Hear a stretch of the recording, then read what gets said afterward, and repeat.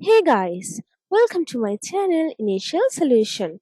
Today in this tutorial I'm going to show you how to find your posted jobs on LinkedIn.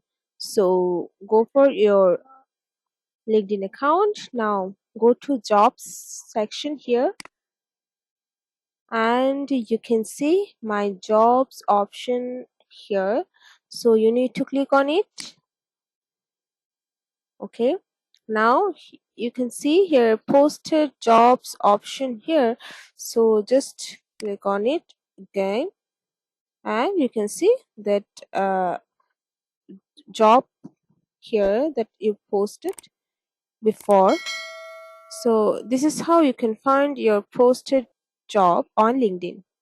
So guys, if you found this video helpful, then please like, comment and share, subscribe to our channel and don't forget to hit the bell icon for more videos.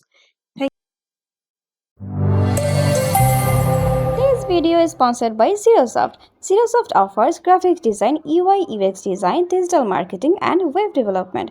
Elevate your brand with Zerosoft today. For more details, check the description box.